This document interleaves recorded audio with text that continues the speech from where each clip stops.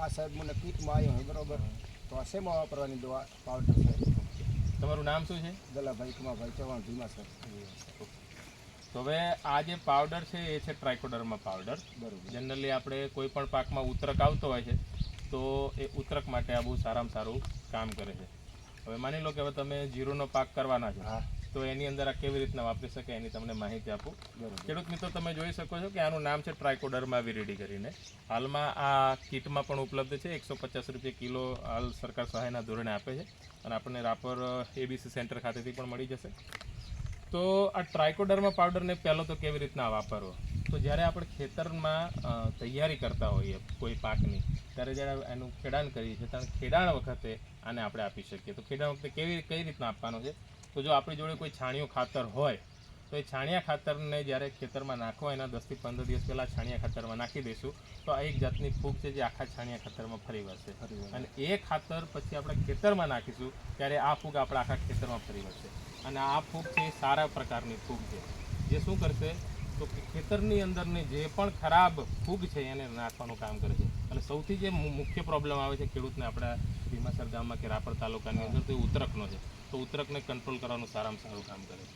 બીજું કે માની લો કે હવે છાણિયું ખાતર અત્યારે નથી તો શું કરવું, તો માર્કેટમાં આપણને કેસ્ટર કેક મળે છે, દિવેલીનો ખોળ. દિવેલીના ખોળ સાથે આને ભેળવી અને જ્યારે આપણે પાકની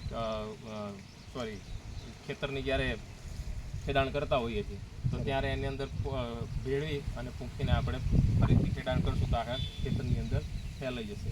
બીજું તો આ ક્યારેય કામ સારી રીતે કરે છે કે જમીનમાં થોડો ભેજ જોઈએ. જમીનમાં ભેજ વગર તમે આને આપો તો કામ કરતું નથી. ત્રીજી વસ્તુ, માની લો કે ખેડાણ વખતે પણ તમે નથી આપી શક્યા તો શું કરીએ, તો આ પાણીની અંદર ઓગાળી અને જ્યારે પિયત આપો ત્યારે એની સાથે પણ તમે દઈ શકો. પણ મારું જો તમને જેન્યુઅન સલાહ એવી છે કે તમે આને જ્યારે પાકનું વાવેતર કરવાનું હોય એ સમય પહેલાંથી આપી દો તો એનું કામ કરવાનું શરૂ કરશે. કારણ કે આ જીવંત ફૂગ છે ને એટલે આની સંખ્યા દિવસે ને દિવસે વધતી જવાની.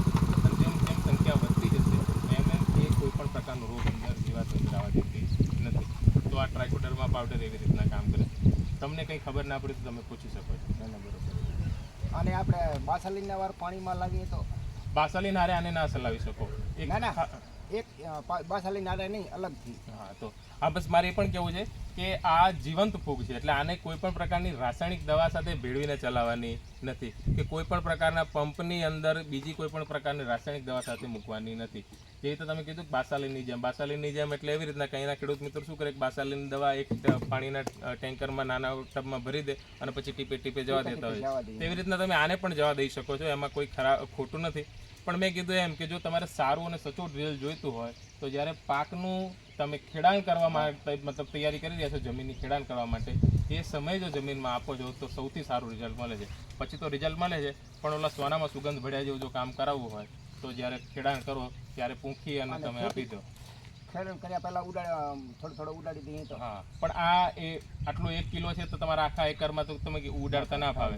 તો એનું વોલ્યુમ આપણે વધતા જીવંત છે. મેં કીધું ને કે તમે જેની ભેગું ભેળવશો ને એમાં વધતી જશે. બરાબર. તો આ કેવું છે કે તમે કોઈ સાથે દિવેલીનો ખોળ છે, ભૂસું છે તમારું, ઇવન માની લો કે થોડું કોવાયેલું, એની સાથે તમે ભેળવી અને કરી નાખો. કશું ના હોય તો તમારી જોડે માટી છે જે રેતાળ માટી, એની સાથે તમે થોડું, કારણ કે આપણે શું છે કે પૂંખાઈ જમીનમાં એવું વોલ્યુમ બનાવવાનું છે એમાં તમે આ ભેળવીને કામ કરી શકો. ડીએપી ખાતરમાં આપણે ચડાવી દઈએ તો ના ચાલે. ડીએપી કારણ કે મેં કીધું ને કે રાસાયણિક ખાતર છે તો એની સાથે આની અસરકારકતા નાબૂદ થઈ જશે. આને હંમેશા સેન્દ્રિય ખાતર એટલે છાણિયું ખાતર છે, દિવેલીનો ખોળ છે, લીંબોડીનો ખોળ છે, આ કશું ના મળતું તો મેં કીધું તો તમારી માટી છે ખેતરની એની સાથે મિક્સ કરીને જવા દે. બરાબર.